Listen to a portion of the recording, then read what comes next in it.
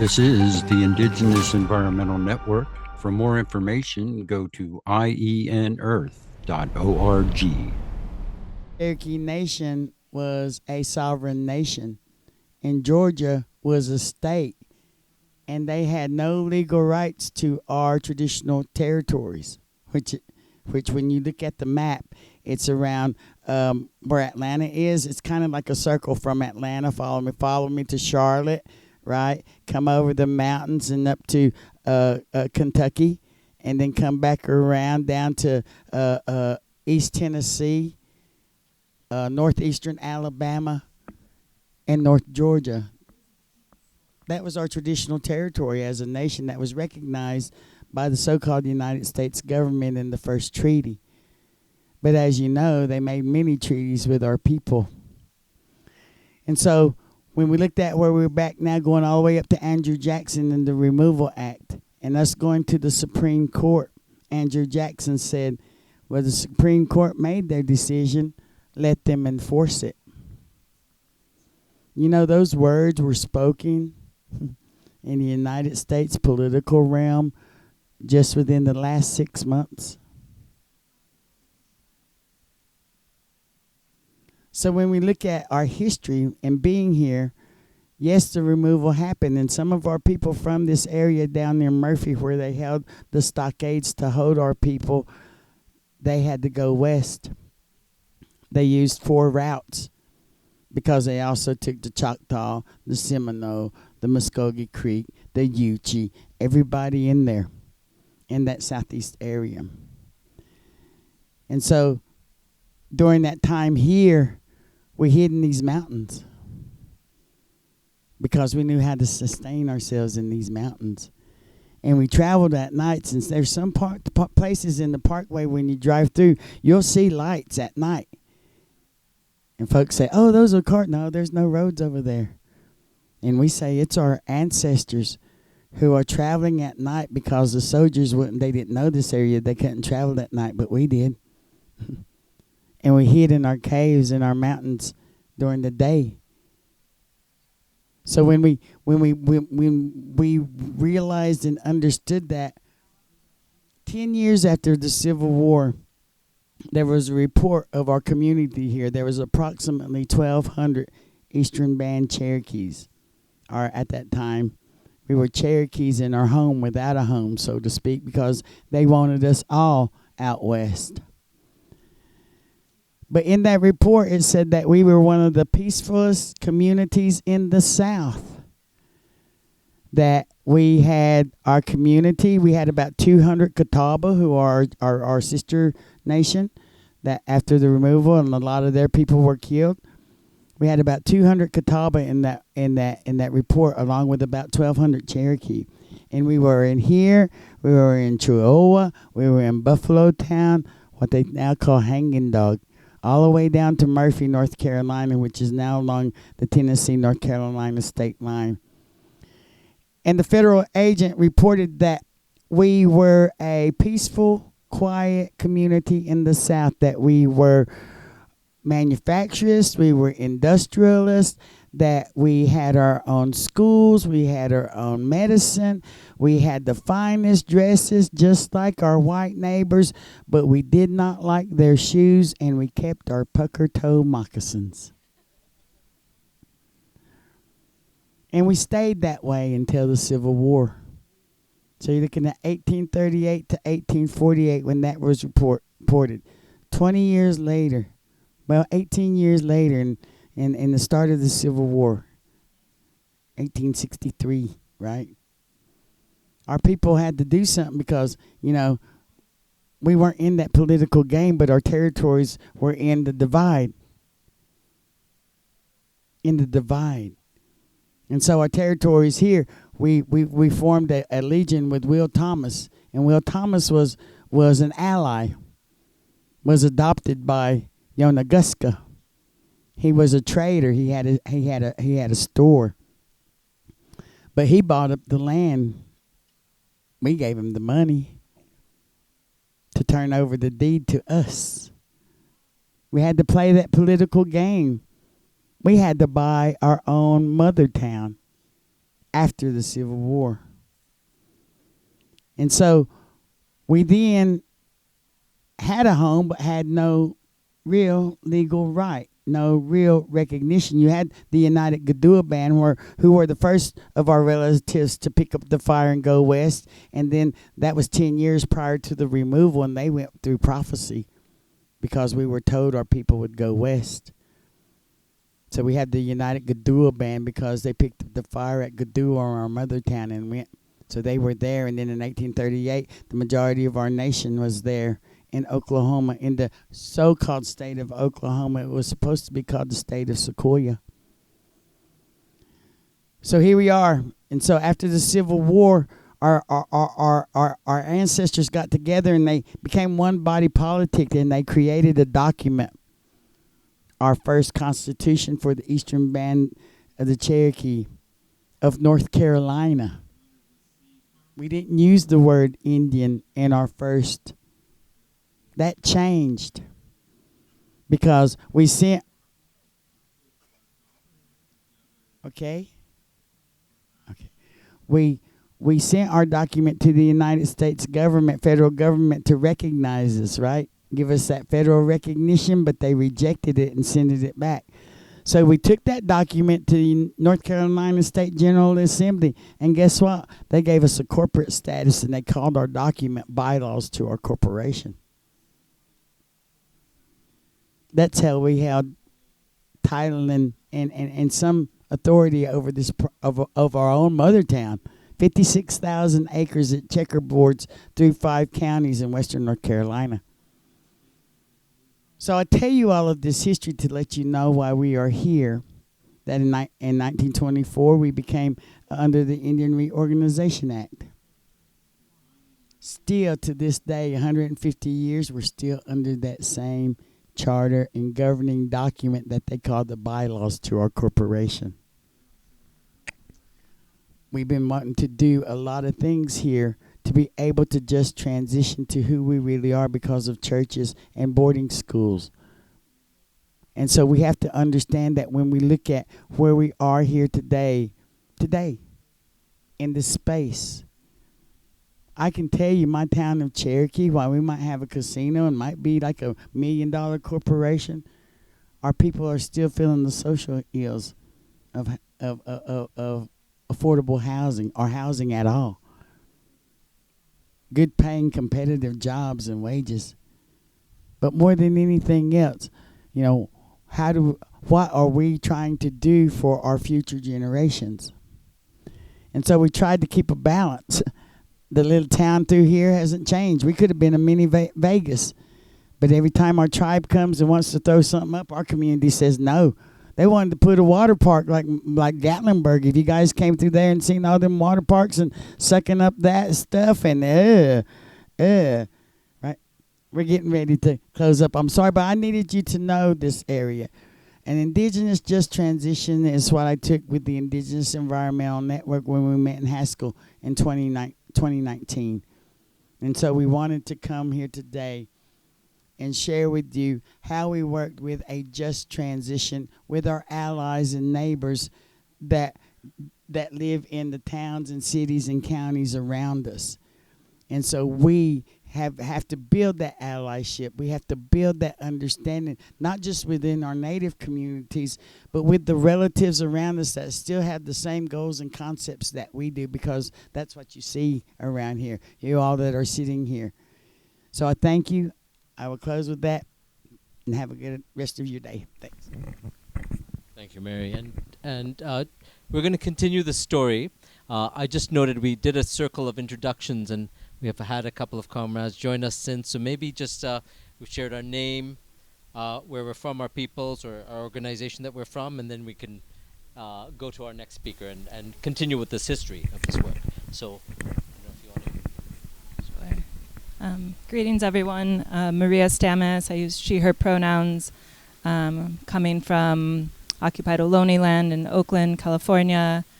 I grew up outside of Chicago, and my grandparents are from rural villages in Peloponnes, Greece. And I'm with the Ubuntu Climate Initiative, It's a new project looking at the roots of climate change around cultural, economic, and spiritual crisis, and really focusing a lot on the building the new part of the Just Transition. So excited to be here today, and I'll pass the mic.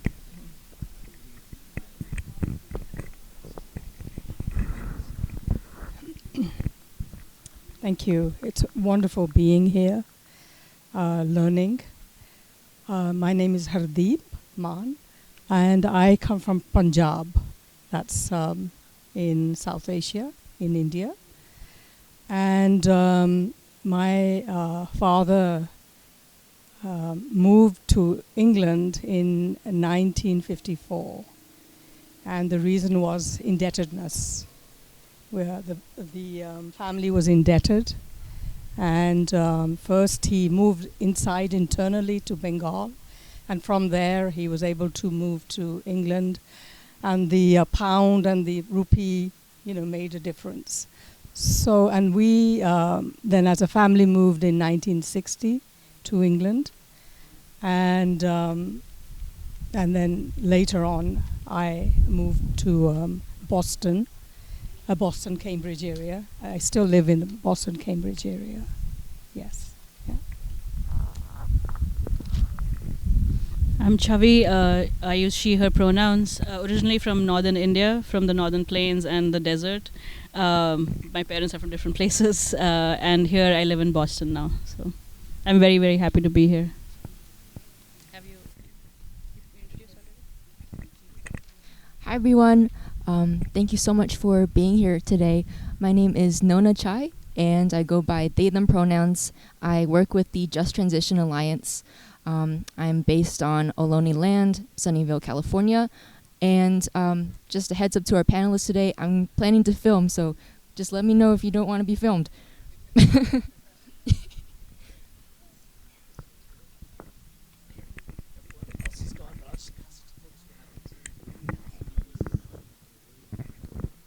Hello, my name is Catherine Yunbull. I'm Cheyenne Arapaho Sioux. My Cheyenne name is Van Hale. We still give our children Cheyenne names, which they are known by when we go home for ceremonies. I'm from Oklahoma, but I've lived here for the past 12 years. My grandchildren are in Durham, so where they go, I go. And I'm very happy to be here. I've been fortunate enough to make friends among the Cherokees and like Missy Crowe and Lisa Montalago, and they are nice enough to take me along with them when they go on travel, so I can be the only Cheyenne there. I'm happy to be here, and thank you. Hello everyone, my name is Marston, based out of Asheville, Cherokee land. Spent a lot of my life trying to figure out how to be human, and following what the Indigenous do helps, because they got that. Definitely colonizer background, and we didn't have a female god in our pantheon, and I think that affects us very deeply, and so I honor the Great Mother.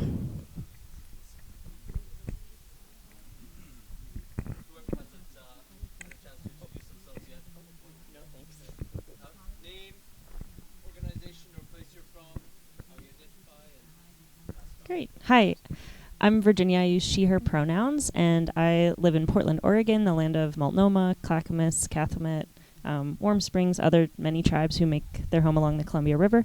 And I am with the Pipeline Safety Trust. We protect people and the environment from the harms of pipelines, and I'm really glad to be here and listening.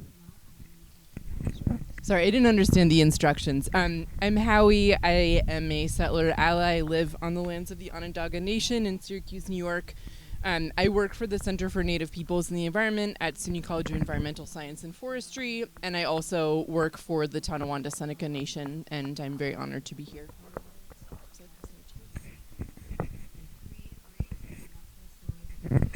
Hi, my name is Michael. I'm a Métis Anishinaabe from Winnipeg, which, for those who don't know, is about 300 miles straight north of Minneapolis. And I'm honored to be here on Cherokee territory, and thank you for having us. I'm here as a member of the board of Mining Watch Canada, but for most of my life I've worked in the trade union movement in Canada, as both as an educator and for the last 25 years as a Indigenous rights advisor to the union that represents most federal government workers in Canada, and subsequently through them as an advisor to the federal government itself. Thank you.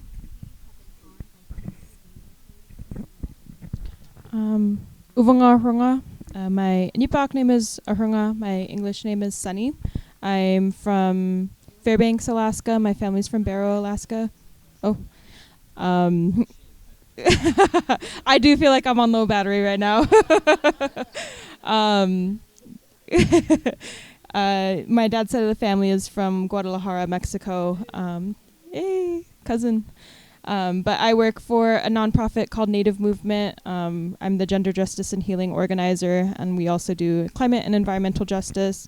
For some context, I come from, I think the largest oil reserve in the United States is on the North Slope of Alaska. 95% of Alaska's economy comes from oil and gas, and the Alaska Natives as tribal entities, we operate as corporations instead of like chief and council. So we're kind of forced to extract to provide for our communities.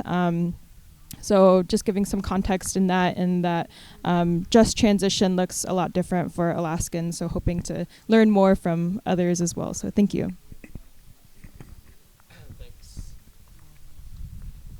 Thanks all. And as this workshop is about just transition, we're going to, it was great for Misty to set some context. We're going to actually go a bit more into the history of this movement and how IEN, Just Transition Alliance, and many other movements formed and worked with labor, and hear from some speakers from both labor, indigenous community, and environmental justice perspectives, and then really open it up for some sharing and some questions of each other, if that makes sense. But I'm going to actually suggest something, because as the sun moves, the sun's going to be actually warming up a certain side, and if we could just take 1 second and just all stand up for a second and just look around you and shift our chairs in that direction. We'll take 1 step with your chairs in that direction. That'll save a number of us on this side from the power of the sun. Yes, perfect.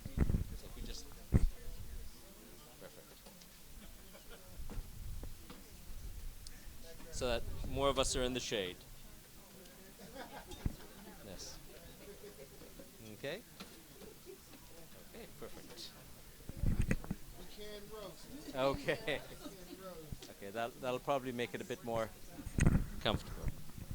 So to get us started, I'll pass it to our comrade Jose to take us through some of that history context, and then, well. Thank you, Ananda. Thank you, everybody, for being here. First of all, most of you heard our conversation this morning about some of the origins of Just Transition. I got to say that now the name or the words Just Transition mean a lot of things, right? We hear it in international meetings. You know, I mentioned that in Europe, a just transition in Poland could look from moving to coal to nuclear energy. That's not a just transition, by the way. That's a false solution. That's what we call it. But I wanted to talk about, so in almost every country now, in the whole planet, folks are talking just transition. And if you remember anything from this morning's presentation, when we first started talking just transition was in a table in Chicago, right? And it wasn't us as the EJ movement, it was labor bringing us to the table and having that conversation. And then the formation of the Just Transition Alliance, we became a 501c3, whoever's recovering from the C3 and nonprofit sector, as was mentioned, in 1997. And we joined with IEN, APEN, the Asian Pacific Environmental Network, the Southern Organizing Committee, African American Environmental Justice, the Farm Worker Justice Movement and the Network, and the CEP in Canada. So our brother talking about the Canadian workers, we literally came together with the CEP, the Canadian Energy and Paper. And it was the Canadian Energy and Paper for the American labor movement to grow more close, to grow more close, to grow more established and bridge in a relentless fashion, bridge the gaps between labor, EJ, and climate justice. And we realized that through some of the elements that Jose has raised, through those efforts of labor coming to community, sometimes by choice, sometimes by force, coming to community, coming to frontline, and having a doubled down commitment to do right by community, to do right by EJ and CJ, and be in that constant practice. Now that is not easily done because the powers that be always pit that we have to either make an economic choice or we have to make a choice for our environment. What we at LNS believe is that that conversation must be held together. And we've had some efforts. Last year, we had our first convening around the Just Transition, not our national convergence, but a local convening in Denver, Colorado, around the establishment of their Office of a Just Transition. And what was most transformational of that moment for me, of course I got there late, and if you know me, Kali knows me, I come late to a lot of things, but you know, till the revolution comes. But I had an opportunity to meet, and Liz and I met constantly with Dennis Daugherty, the area federation president, the state fed for the AFL-CIO. And what labor's posture could usually be is that, yeah, we had the manpower, the political power by which we established the state office of a just transition. But that wasn't the case. I had an opportunity, one of the seldom opportunities, and I have a few. Again, I told you I stayed at his house, by which there was a sincere approach of a white man to listen and to make it right. And how this was done was having crafted, detailed, principled conversations around the areas that labor can advance, around areas that frontline communities can also advance, where the fault lines lie and where the historic missteps are. And Ananda raised this point that these are houses, these are families, no doubt. And so going about getting the family together is doing daily work, establishing daily routine, real conversations by which trust is established and practice. I don't think that we arrive at any of these moments by a blanket moment, but instead of real intentionality, having a real critical conversation. We were able to witness that in that moment in Colorado. Another moment where EJ and CJ had an opportunity to show up for labor, and I know that Liz will share this, especially in her position coming out of the Midwest, was our recent UAW solidarity effort, by which we were able, in a moment where there was a contract fight, the United Auto Workers, I apologize for using acronyms, but United Auto Workers, which is a large union of more than just automotive manufacturers, but educators, academics, the entire gamut of what is labor. The UAW has a local for it. And so we were able, in a critical moment in the transition of their new administration into running the United Auto Workers, we were able to support and add into their contract negotiations elements of how climate and EJ can be advanced. But that comes about by intentional conversations, dialogue, spending time, and really the only way that we can achieve any of this is to organize. And so I have been able to witness some of the successes of these moments, but I don't want it to sound, peachy keen.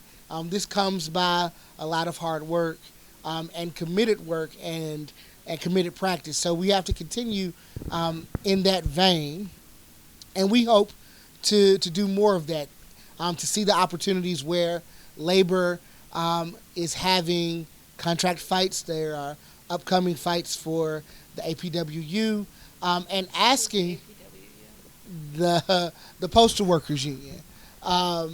And so I think that there is that moment of how we must ask ourselves, how do we form a just transition in a very circular and regenerative way? And how do we amplify the destination of a just transition to what? To a regenerative economy, to an economy that amplifies the needs of our people, that amplifies the labor that is within life itself, but also to take this time to really dismantle the class struggle. We had an opportunity a few weeks ago in California to give a presentation around the idea of a multifaceted class analysis where there is multiple classes, and the idea was, to make folks whose labor seems less intensive to feel okay that they are engaged in a struggle. I think that the climate emergency is much too urgent for us to rest on a constant class analysis. On, I am white collar, you are blue collar. If the planet erupts, whose collar are we wearing? And so this is some of the effort of LNS to, and I think that this is Joe Ulan, our board president and founder.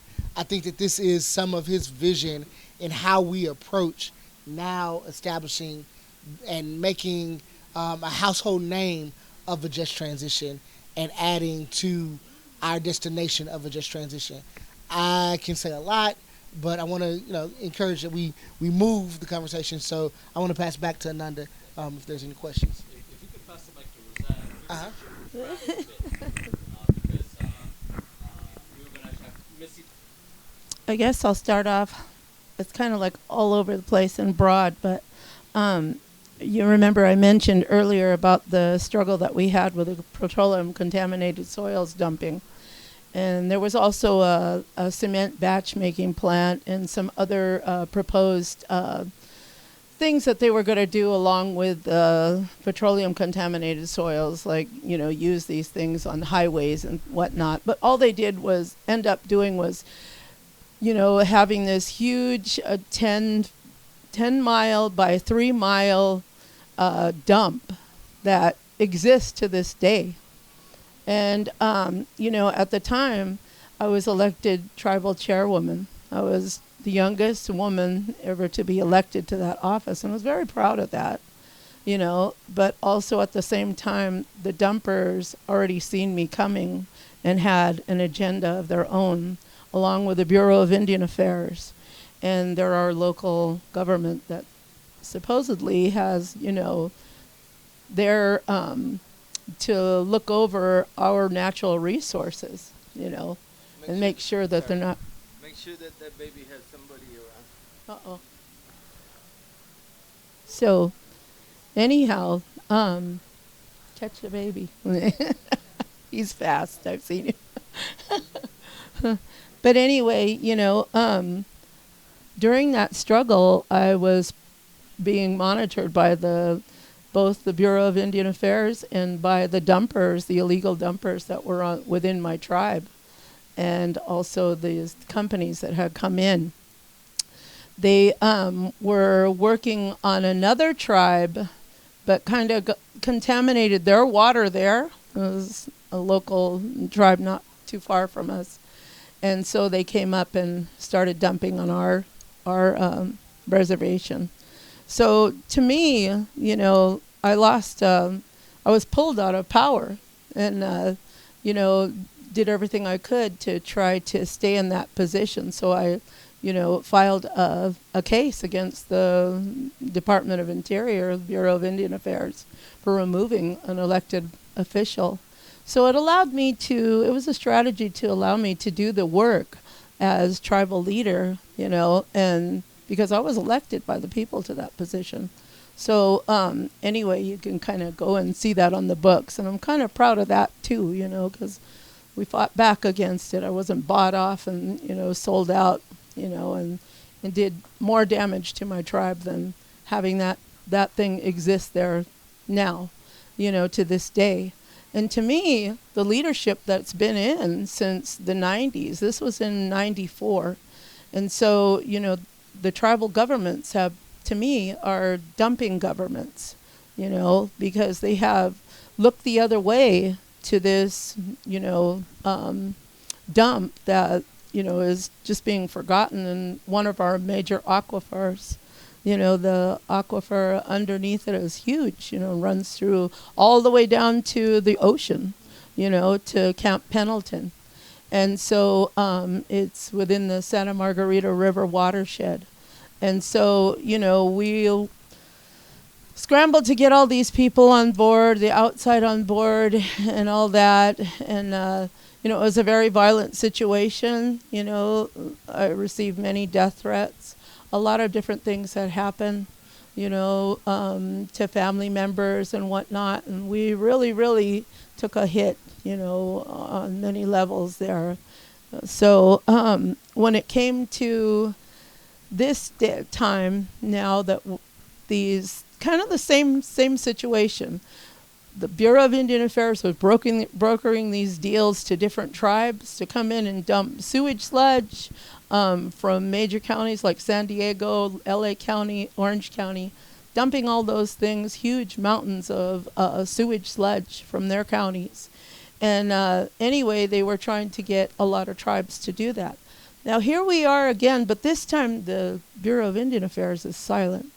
So anyway, we have this company that came in, supposedly was formed in Delaware, and they're now trying to propose this facility that would be the largest hydrogen facility in the world.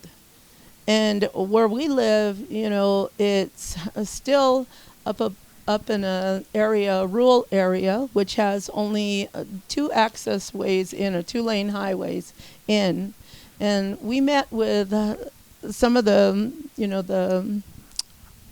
administration or the committee members of this group, that's come in and promised the tribe, hundreds of thousands of dollars to come in and put this site there. And anyway, everything is so sketchy. I mean, their responses are very, iffy. They don't really answer yes or no or how things are going to take place, because I don't think they were ready for anyone to say no. They were just, giving the money there so people, again, would, go ahead and sell out. But this is moving very fast. It came in around 2022, and I've still yet to figure out what this facility is all about and how the design and how it functions, because they just haven't been, forthright with giving us that information. They just want everybody to sign and get this passed through. They're looking at the sovereignty that they can hide behind and, can bypass all NEPA laws and, but they're going to do us a justice because they said that they're going to, write their own laws, and they're going to be just modeled after California laws, which are very stringent, and it's terrible. It's just all over the place. But, we're starting to work on that, and I wasn't really prepared for all this, coming out, because the last, they come in and destroy not only, this just transition thing, is really nice, if we could get to that point. But when they come into your home, where you live, and it's not labor, but what about our labor? What about my livelihood? I am a basket weaver. I'm a Kauai basket weaver, and I'm a teacher. I'm a cultural arts teacher, and, I've been teaching the people on our sister tribes, come in and, they're doing really well. A lot of them are younger people, and they believe in, preserving our culture, and they come up to our reservation, to our lands, because we have a junkus stand, a basketry. It's a basket rush that only grows in our area. Now, the thing I didn't tell you about is that this company wants to utilize 2.2 billion gallons of water a year for 25 years. And we are under a water settlement right now, and everything's so confidential. I'm not supposed to speak on anything. I can't even move, So anyway, that hasn't been settled. So we don't know how much water we're going to end up with.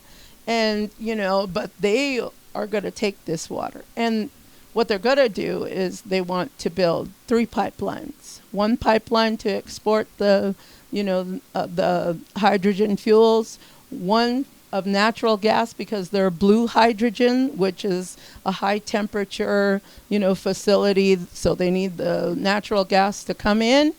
Another one is they're going to have a water pipeline that's going to pipe up the water, from a local metropolitan water district, and it's just really, we live in an area that's rural, like I said. It's, we have a hot springs, a natural hot springs, but we have all these things that, really don't grow anywhere else. Our ecosystem is very sensitive. We live off the plants. We gather. I'm more outside than I'm inside. And we've been living this way for thousands and thousands of years.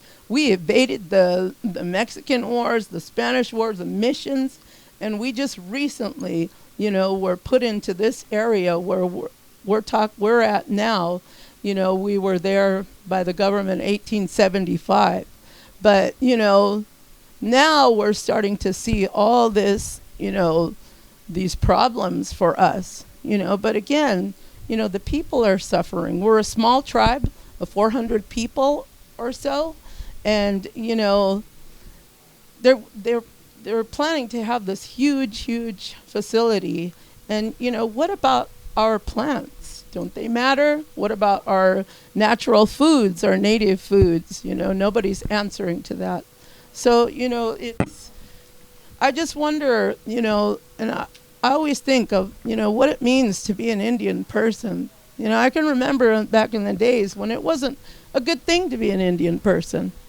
It wasn't all this glamour and all that. Now we have a lot of casinos and this and that. Everybody wants to be Indian, But they don't know what we went through, what my mother went through. She was taken from the Franciscan priest when she was 9 years old.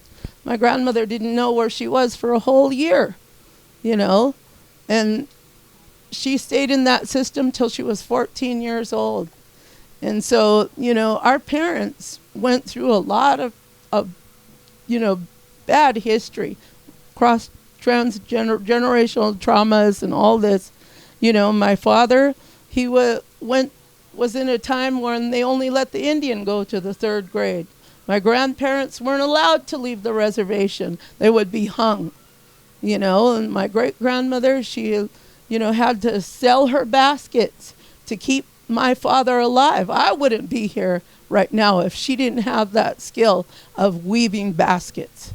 That is we're known for our songs, our bird songs, because they tell our laws, and we're deeply rooted to our creator, and they tell our creation story through those laws, and they govern us to this day. We believe in those. We have a belief system. We have beliefs. We have a creator that we believe in that put us on the land that we're at now. And going back to what it means to be an Indian, to me, what it means to be an Indian all these years that I've lived is that they want everything from you. Everything you have, they want from you. And you know, if it hadn't been for my mother's mother, my grandmother too, on both sides, that's how she fed my mother through the Depression, was weaving her baskets and selling them, you know, and trading them, not selling them, because there was no money around at the time, you know. There was no food, there was nothing to eat. So, you know, this goes beyond, you know, I'm not for patting the other people's pockets, you know. I have my own grandchildren that I'm already raising in a way that I have a right to. I have a right to be here on this earth too, you know. And even if it's just one person, you know, that is not for this type of thing, you know, we should be heard too. So, you know, I hope it gives you a little insight of what we're fighting and, you know, what's happening really fast. Not only us, there's another tribe that we've located that they're kind of for it, you know, but do they really know what's coming ahead, you know, what lays ahead? Because they're pretty progressive people, you know. And then another tribe also has been approached with the same thing, and they have beautiful lands, you know, that they don't know what to give, you know, that they're going to be giving up so much, you know. Water is what's going to keep us alive, because our water is clean. We need to keep it that way, you know. We need to stay the way we were for thousands of years. Those are the only things that have protected us this long, and that's my belief system until I'm gone. But that's what I've taught my grandsons and my children that's left, you know. So we want to continue to live on those lands freely from all this, you know, unjust transition, you know. So anyway, thank you for listening. Folks, you saw me gesture at taking the video off. What we're talking about here is violence, death threats, killing of cattle. All these things are very, very real there. The other thing is that we were invited, Tom, myself, and Tamara, and we had to sign a non-disclosure gag agreement. And we listened to that conversation primarily from the pro company people within the tribe. And Roseanne had her hand up for the majority of the meeting and was never called on by her cousin. I think she was your cousin. Oh, okay. So I was like, oh my gosh. So again, it's very, very difficult to a lot of times have conversation around this stuff, because it really brings up a lot of trauma, a lot of danger and violence. Invite Liz to share some stories. One of the things I wanted to say is, like, just as it with both Indigenous communities of color, so with unions, it's not, these houses aren't homogenous. They're complex. There's a lot of internal struggle for leadership, for voice, for, you know, the voice of, you know, for people picking sides. You know, whose side are you on is a question that needs to be asked internally in all our communities. And this is one of the things we're trying to bridge in our efforts to build with labor and other movements, is really questioning whose side are we on. Are we on the side of Mother Earth, or are we on the side of corporate greed? So with that, there are these opportunities as well. And one of the opportunities we're presented with, and it's a complex one, is that basically auto workers. Oh, yeah. If you want to share something about what's happening with that. Yeah, thank you. And before I get to that, at least at LNS, we know that there is real value in all work, whether or not you're in a union, paid or unpaid for your work, and that there's power in that labor as well. And kind of my own journey of figuring out how do we get from where we are to a world in which people's needs are met and they're valued and cared for. I started in like science and academia, and I was like, that's not it, and electoral politics, and I was like, nope, that's not it either, and landed in labor organizing and seeing the power of people come together, especially as whole people, not just as workers in their specific job, but as people who are part of this community. We know that there's not a divide between workers and community 100% of the time. Workers are in frontline communities, workers are indigenous. That might not be reflected in the leadership of the labor movement, that's for sure. But so we work on identifying who are the people that are with us within these different industries, and how can we help them and others in their community and their workplace and their families shift some of the power internally within that union to be able to use that broader power, like the 2,000 workers who can really move something within a union, to be standing up for themselves within community as opposed to standing up for industry or for corporations. And how do we find the opportunities to bring folks together? So Joshua talked about Colorado, our Just Transition meeting. We had probably 60 people in the room. We had indigenous women who worked in the building trades. And we had, Black mothers who were fighting for cleaner air and water in their communities, as well as, unionized folks like ski patrol workers who climate change affects them because there's more avalanches that you can't prepare for, or you don't know how they're going to fall because of the changes in snowfall. And what a just transition means for those workers is, way different than the coal workers that the fund was established for, that this Office of Just Transition was established for. All of these people are working on parts of just transition. And what we heard the most, what was the most striking for me there, is these people had not been in the same room before. There's some places for like big green groups and labor to be in the room now. That's a change from the past. But not for environmental justice, for frontline, fence line communities with workers, with rank and file workers who are also members of those communities. And so those are the different things that opportunities we're trying to identify. I'm, like I said, from Michigan, outside Metro Detroit area, Motor City. It's a really strong car culture. And so I grew up in that. All I knew about the labor movement was the UAW, United Auto Workers. And everyone I knew had a connection to the industry. And part of that connection, it was very clear that it was viewed as a community. This is our community. We have so many places where people's sense of community is based in the work that is being done, the industry that is in that area. And in a time in which a lot of folks feel like they have less and less places for community, labor unions are one of them. But I remember, when I was younger, talking to my dad, like, I'm gonna drive this fancy car when I get older. And he'd point out, you can't drive that. That's not a UAW car. And I was like, well, you don't. And I asked, what's the problem with that? And he said, don't you care about your community? And I was like, you're a carpenter. You don't work in the auto industry. What are you talking about? And he's like, whose houses do you think I fix up? It's the people that work at the auto company. This is something that we are invested in. And so we have all of these examples of economic transitions, none of them just. We've not had a just transition for any community.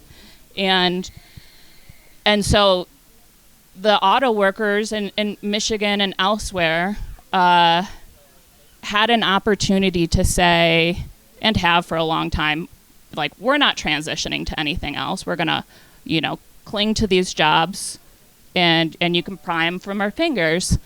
And there was a change in leadership due to organizing within the union. And so in their last contract campaign, they had a different orientation, one where they're using the language of just transition. And we're going to move to electric vehicles. And that is not, we know that's not the solution. We're not going to extract ourselves out of climate change, right? But there's a path to perhaps getting to mass transit, to electrified rail, but what does that path look like to there? So one of the things that we did was we looked for opportunities as part of this contract campaign where they're negotiating to say, if you lean into a just transition and a climate justice lens, we'll help build community support.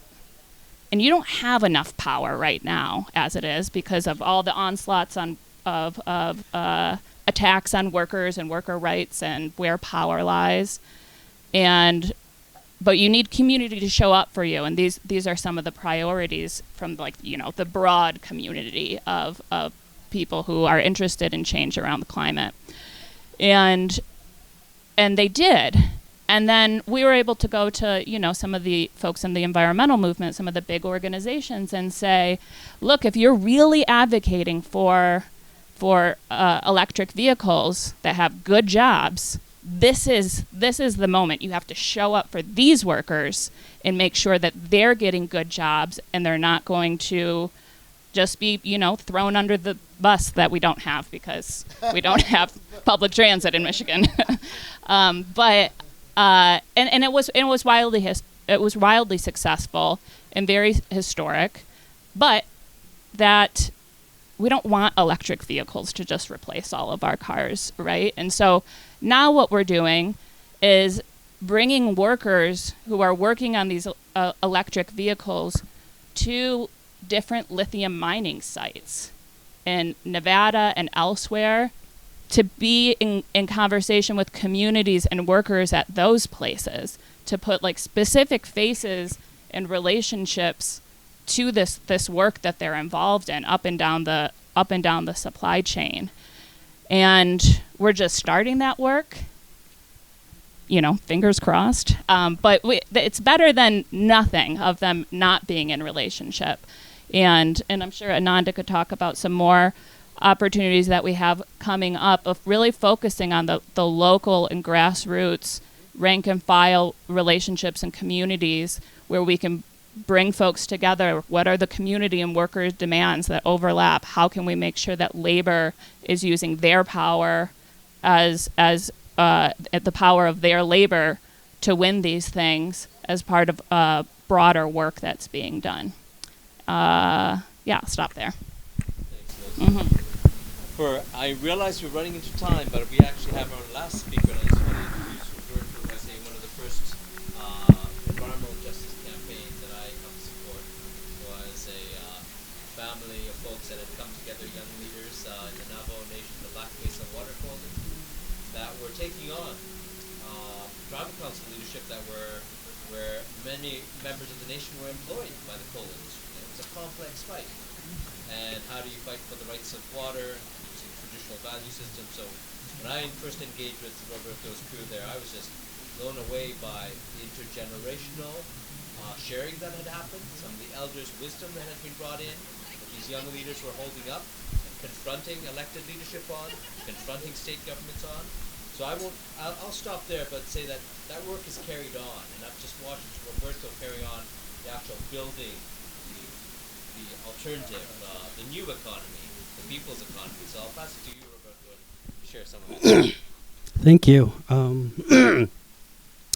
I'll just go ahead and do a little history of my work around environmental justice work and how it has evolved to what we know as a just transition and restorative economy. But as it was mentioned, we started Black Mesa Water Coalition when we were in college back in early 2000. I guess a report came out saying that the mining companies' use of our groundwater would irreversibly damage the only sole source of drinking water for not only for Diné communities but also Hopi communities. And there's this a real complex history of how the mining company came onto our homelands. It's a region called Black Mesa, and it really divided both the Diné and the Hopi tribe. And when we came together as young people at the time, we recognized that that was one of the barriers of uniting, was this history, this narrative that was projected to us, saying that the Diné and Hopis were traditionally enemy tribes, and that we were not going to work together. And coming together was really to push back on that narrative, to say that we're human being first and foremost, to transcend this racial argument that we're always being fed, and to realize as human being we're dependent on this water, and for both tribes, we have a deep relationship to this water, and it's our mother. And I remember the first time we did a lot of meeting of the minds, we called it at the time, coming together and just really having these deep conversation about how do we take up this baton, really, of what our elders were resisting back in the 70s, 80s, and 90s. What is our responsibility as young people at the time? Where do we step in, and how do we step into this, given the complexity of it? And I remember one thing that came about in that conversation is that we really have to root our work in our own original instructions of how to be human on this landscape that we call our homeland, and really stay positioned in that, because we're going to be a lot of various economic theories, political theories are going to be thrown at us to try to debunk us. But these are new theories, and they're just that, they're theories. But our narrative, our stories, and who we are to this place we call home goes back thousands of years. These are time-tested, accumulated knowledge that our people have, and this is something that our people have used to survive and thrive on these homelands. So to me, that was really, I think, very critical and very important in the work that has evolved since then. And again, for us, when we talk about just transition, our people in our narrative, we've gone through social and ecological calamity at least 4 times within our own oral narratives. And so we know what transition means and how we've gone through that already. So it's not something new to us. And so that was really important for us. How did the ancestors transition when these things happened during those times, when the ecology was collapsing, when society was collapsing? And part of that narrative early on was, at least for the Diné side, was that, we have the duality of protection way and the blessing way, the masculine and the feminine energy, and both have to be there in order for us to continue to move forward indefinitely. And how we translated that into our work was the protection way was we see a lot of these injustices that have been inflicted on our communities, and that the continued resistance to that was very important. But we can't just focus on that alone. We have to look at the blessing way as well. And in that principle is like, what are we going to build we're pushing back against these extractive industry. What are we going to uplift that will allow us to move forward and allow us to continue to live on these homelands? And so I feel like that's been my work, has been really focused on that aspect of it. We have other amazing leaders, Ine Begay, Wahala Johns, Lillian Hill, these amazing, fierce women, ladies, they've done a lot of the work on the EJ side, really pushing back on a lot of these extractive economies that have been happening on our homeland and things that continue to come. And there's other organization. Tunajuna Ane has taken over a lot of this work as well. Nicole Horseherder, Jessica Stego, and all of these folks, female warriors that are continuing to push back. But for me, I felt like my role was more in this: what do we seek that's important, that will bring some type of stability to our community? So early on, as BMWC emerged, I stepped in as a board member and continued to do my work around housing justice, really trying to look for ways to bring energy efficient homes to our communities, especially low income elders, veterans, and disabled. So we did a lot of work around developing a traditional architect, utilizing different technologies like straw bale, natural earth housing, I think they call it SIP panels, structurally insulated panels, to build energy efficient homes. Again, our challenge has always been the tribal government. We were doing amazing work, and they ended up slashing those programs that we worked really hard to build. And at that point, BMWC had asked me to come on board. Some of the work that BMWC did besides EJ work was also environmental or climate justice work. And I was involved in some of that work as well, really trying to educate our people about the impacts of climate change and the injustice in that. Where you always say, like, as temperature goes up, people down in Phoenix, all they have to do is adjust their AC. Well, here, back at our homeland, it's having a huge impact on the vegetation, on the ecology, to which our people are very still dependent on. A lot of our people continue their subsistence way of life, and these increase in temperature and low. We've been living in drought for a long time now. That really has a huge impact on our communities. So those kinds of conversation we were having with our community around climate justice work. And then the work around just transition came about as well. Some of the early work that BMWC did on just transition was we were able, with coalition of others, both native and non-native organization, we shut down Mojave Generating Station. Half of the coal mine that was happening on our reservation was supplying coal to this power plant in Nevada, which is 200 plus miles from where we live. And they were using the water to slurry the coal to this power plant, Mojave Generating Station. And when they shut down, the company, I think it was Southern Cal Edison, one of the major shareholders, saw an opportunity to sell their sulfur dioxide credit. And we realized that they were going to be making millions of dollars off of selling this into the market. So BMWC and other groups intervened with California Utility Commission and asked, now the company is going to be making millions of dollars off of the sale of these sulfur dioxide credit, but nothing is going back into the community to help transition, to help the workers. So there was a lot of work that was done for a long time, many years, to try to designate some of those funds to be set aside in an escrow account so that our communities can utilize those to begin to create other types of economic opportunities, such as renewable energy. And a lot of work was done around that. Waheela Johns did a lot of work around trying to utilize some of the coal mines that were reclaimed using some of the funds used for lands that are designated as, I think they call it brown lands, to set up utility scale solar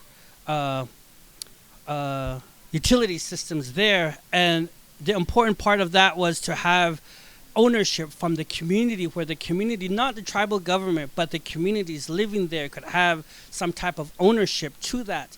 Unfortunately, the tribe also kind of flipped that on us as well. And so we've had this history with our tribal government. And for me, I've always been aware that the tribal system, the political systems we have, is not of our own people. It was something that was imposed on us.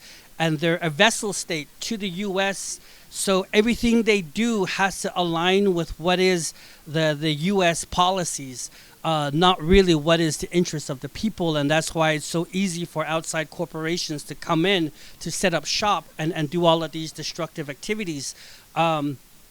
So as the work progressed,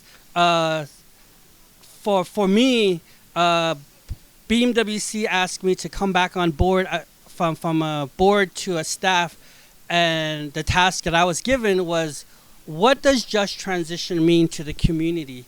Go out there, have this conversation with the community. What does it mean to them? And let's begin to pilot some of these ideas.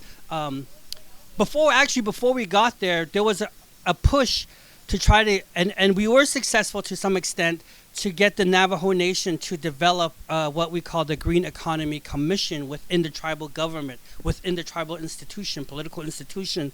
The idea, at the time, this is when Barack Obama became president, and we saw an opportunity at that time, say, if the tribe, and we knew that Peabody was going to be wrapping up its operation within the next 10 years at that time, and we did this big campaign. For context, Peabody at that time was the largest private coal company in the world globally. And so we knew that they were going to be, their contract was coming up, and part of that push was to let the tribe develop this commission that can begin to look at what are some of the ways that the tribe can begin to transition its enterprises away from fossil fuel based to a more sustainable, regenerative economic opportunities, especially with this new administration that was coming in. We got it passed through the council, and it was approved, but Peabody pushed hard against that. And its workers, the mining, they would haul them all into Window Rock, and unfortunately, at that time, the president gave itself, or they were through legislative means, they gave itself power to what they call a budget veto line item. So anytime resources were designated for this Green Economy Commission, the president would zero that out. And we tried over and over and over again to try to get it funded so that the institution could begin to do that work to transition away. And when Jahan Giron, another amazing sister that I've done work with, when she became the ED for Black Mesa Water Coalition, she was the one that stated, like, we put so much energy and resources in trying to get the tribe to move this forward.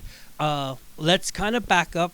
And let's take this back to the people. And again, that's where she asked me to step in as a staff to tag team this work, to go back to the community, and let's have the conversation again with what does it mean, the just transition, and what would it look like, and let's do some pilot projects. So we've done a number of work, especially around the community organizing. And time again, the elders would tell us, especially the clan mothers would tell us, we cannot lose the cultural knowledge and the language and the lifeways that depend on this knowledge. And so we took that to task. What does that mean, and what does that look like? And food sovereignty was one that came out a lot. We've also did work around figuring out how, because our people still use sheep as a pretty important economy and a cultural resource for our communities. So we were a pastoralist people before the U.S. government came and destroyed that. And in that pastoralist economy, the clan mothers had a huge role in both the land stewardship and the management of the community's economy at that time. And so, and that was something that was brought back up by the clan mothers in these community conversation, is like, they would tell us that, and again, and for me, it was really like, how do we reframe some of these terms that we're using, like economy, green jobs, and how do we root it back into our own understanding as Diné people? And one of the things that they would say is non-niche. The easiest way to say non-niche is work, but in the deeper sense, non-niche means like uplifting or upholding that responsibility to care for the land, and to do it in a way that the land can take care of us and all the living beings that we coexist with, including livestock and the life forces, the water and the ecology. That's where, when we say non-niche in our language, that's what it really means, is to take that on. So that's where we started the program called Restorative Economy, because we realized that the goal is to get to regenerative economy, but to get there, we have to restore a lot of things that were altered, destroyed, and dismantled. And so we started this program called Restorative Economy, where we brought in young people. And for me, it was really about cultural, not only cultural survival and continuing, but in our community, anytime people refer to our cultural lifeways, it's always put into the past tense. And so my role was like, how do we put that into the present tense? Because especially for the young people, if we continuously refer it to these cultural lifeways as a past tense, they're going to internalize that and they're going to see that just as something that was of the past, that has no real value in today's challenges and opportunities that we see in our community. So that was part of our work, was like, all right, let's look at these traditional lifeways and these traditional teachings, and how do we put it in today's tense, and how do we manifest that so that the young people that are engaged in the work with us can see that this is something that can really bring benefit back to the community. And food sovereignty was one of them. And within doing food sovereignty work, we also realized that our food system is not typical of a U.S. industrial food system. The new term that I came across is agroecology. And so that was really what it was. Our food system was built in synchronicity with the local ecological processes. And when we tie that back to climate change, water was mentioned just recently, very important. Some of the prediction of climate impact in the Southwest is that the precipitation is going to be lower, and the water, there's going to be more and more shortage of water. And the current food system that exists there now, the industrial food system, will collapse within by 2044 if nothing is done to drastically change this industrial food system. So that's something that's going to happen in our lifetime. And so that also presented an opportunity, again, to look at ancestral knowledge, ancestral wisdom, to say, like, our people have been growing food in this region, and they've gone through so many different types of ecological calamity, but it still survived. There's something about our food system that is resilient. There's a wisdom behind it that we really need to tap into to begin to rebuild and restore our food system. So that work continues today. And as I mentioned, that's also tied to the watershed. So right now we're doing a lot of watershed restoration work as well. Again, I mentioned sheep. We did some work around working with different what I call socially conscious business practices that companies were doing. So we partnered with Mid-State Wool Co-op, and they came out to our communities, and our communities were getting, I think it was like 10 to 20 cents a pound for their wool, and nobody was coming in educating them about how the wool market works and how they needed to organize and sort out the wool when they do their shearing and taking it to the market. We're able to bring this company in to kind of help educate the communities about what happens after you sell your wool, where does it go, and how is it utilized, and why is there different prices to the different types of wool. So we did that education. We actually were able to improve the prices from 20 cents on the high end, 20 cents a pound, to $2.50 a pound by the time the pandemic hit. And the pandemic just like, boom, just like unraveled a lot of the work that we were doing. And part of that was Black Mesa Water Coalition. Also, the board decided to decommission. So during the pandemic, one of the things that allowed us to survive financially was the Hogan. That was another part of the work we were doing that we were just barely beginning to pick up. We understood that within the just transition, there has to be a different way of understanding what economy means. And part for us, it was really, again, looking back at the ancestral wisdom and how do we incorporate that into the work that we're doing. And the place of educating and relearning for us is really in what we call the Hogan. It's a type of architectural structure that embodies the all the teachings of our people and the ecology. It represents our traditional homeland as well. Our home isn't just that, but it also represents the entire original homelands within our four sacred mountain. So we recognize that we need to build these structures in different communities. I call it cultural spaces, where communities can come, elders can come and share the knowledge again with the young people, as well as a lot of our people, a lot of our new elders. They were the ones that went through the BIA generation educational program. So many of them didn't really capture these traditional narratives. So today we built over 20 spaces like this. But it was during the pandemic when a lot of the schools closed and a lot of these community spaces, they asked us to come in and build these hogan. And that was a real big, something that really took off for us during the pandemic. So we built these, and we continue to build these cultural spaces. And I feel like that's really important to decentralize this work and help build community capacity, and they can do their organizing in these spaces that we're helping to create. So that work continues today, and a lot of our medicine people are beginning to reach out to us as well, our spiritual leaders asking us to either build them one, to continue to provide these healing services to their communities, as well as helping to replaster some of these structures as well. So when I go back after this, we're going to be doing that for one of our important medicine person that does a lot of the water offering for us. So again, I think for us, a just transition is something that's not new. We've gone through these calamities, and there's always, in these calamities and in these transition, we always fell back, the ancestors, according to the stories, always fell back to what we call the sacred mountain bundle, Zishlej. Those are the fundamental teachings and values embedded in that. And they say that from each world, these mountain bundles were brought forth and reestablished in the new world. And when that calamity happened, they took that to the next world.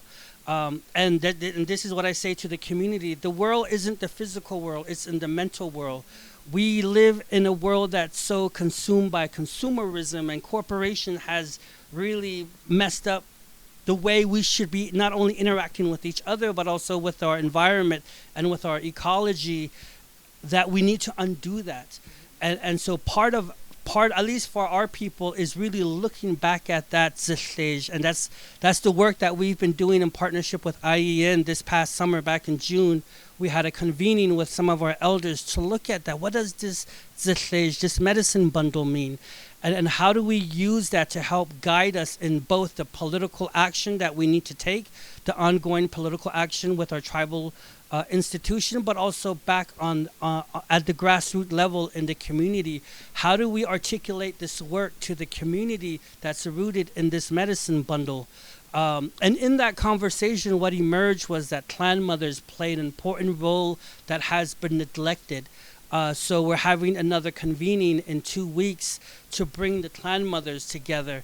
And the thing that came again in the conversation back in June was that we need to continue to do the work around the restorations of our watershed, our ecology, and the restorations of our food system. Because today our people are nutritionally starving, still starving, because diabetes is just out the doors and endemic in our community. I think they said it's going to reach 70 to 80% for our tribe, and majority of that is going to be juvenile diabetes. So our elders recognize this, our clan mothers recognize this, and so that's kind of where we've been really cultivating this work and rooting this work in our community. And again, it really aligns with our responsibility. Scientists has been warning us for a long time that we need to transition. We can't wait for the political powers to do that. How do we take this responsibility on, and how do we do this work with the community? And how do we make sure that the work that we do is truly rooted in the original teaching? And I think that's one of the big principles within the Indigenous Just Transition, is those original instructions that we were given. we have to bring that back up and use that as a guide for us to move forward. Because if we don't, then we're going to have these corporations and economists that are going to continue to put forth false solution rooted in capitalism. And that is the root cause of a lot of what's happening, the global destruction that's happening. So I will end it there. So thank you. I know we have a question or a comment from Brother here. I just noted that actually a lot of the other workshops have long ended and we actually went over. But this is a very rich and a lot of thought-provoking conversation. And I think it can continue on, as Tom said, will continue on in this space. So I'd encourage one closing some thoughts from our comrade across the circle, but then we can carry on this conversation informally with each other, and we invite you all to ask some of the presenters about some of those ideas expressed. And one thing I'll mention, actually, because Liz brought it up, this is also IEN, who founded the Just Transition Alliance, co-founded the Just Transition Alliance. Just Transition Alliance and the Labor Network for Sustainability is starting to look at how do we create more of these circles. And actually, one of the principles we've talked about a lot is place-based leadership. Not only the local, the oldest living knowledge of right relations with the earth, and how do we fall in line with those practices of that knowledge system, but actually create local start building trust relationally across multiracial alliances, because we have to start learning to live and work together.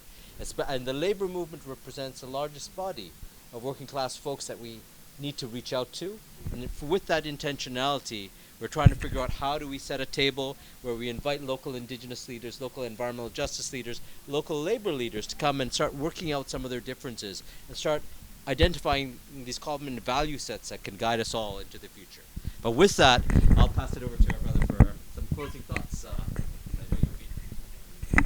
I'm sorry to make you wait so long because this isn't much, but I just wanted to say thank you so much. The last part of what you had to say was so inspirational. And I just thought of a way in which you could make this accessible and more marketable to a young settler audience. And you could call it a holistic approach to smashing the state.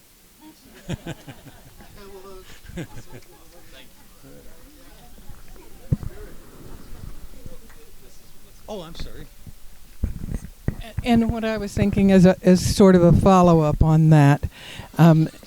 One of the things that is very obvious when an indigenous person interacts with a settler audience in the environmental arena in particular is how little they know about what the land that settler community is living on means to that indigenous community for whom it is their ancestral homeland. What my dream, we are challenged to dream and to dream big, and my big dream is to see a greater and greater growing alliance between us as environmental organizations and in the indigenous people to whom that environmental land that we are missioned to be the stewards of and protect, preserve, and restore has the voice of that indigenous community to whom it really belongs. And that is not what we're hearing. We are hearing we're hearing voices that come from perspectives that are not enriched and not nourished and not provided the broad spectrum of sustainability that comes from the indigenous voice.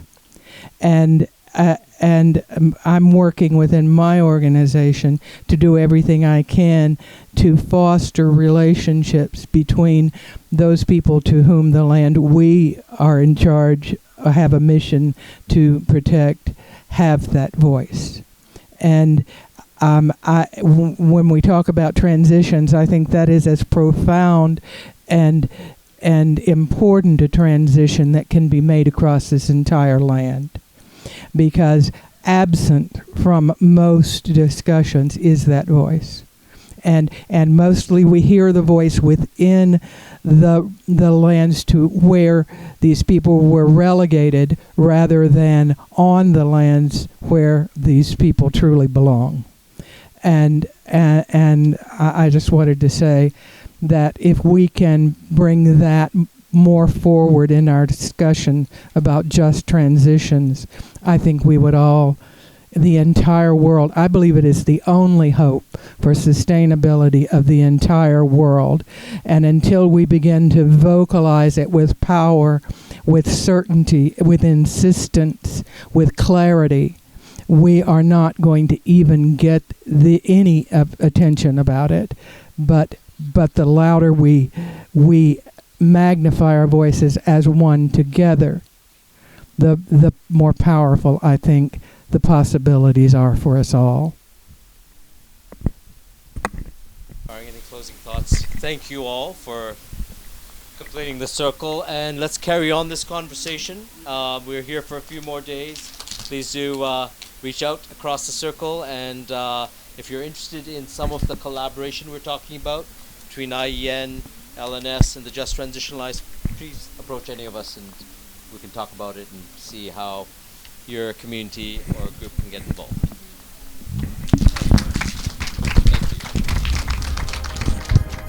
You've been listening to the Indigenous Environmental Network. For more information, go to ienearth.org.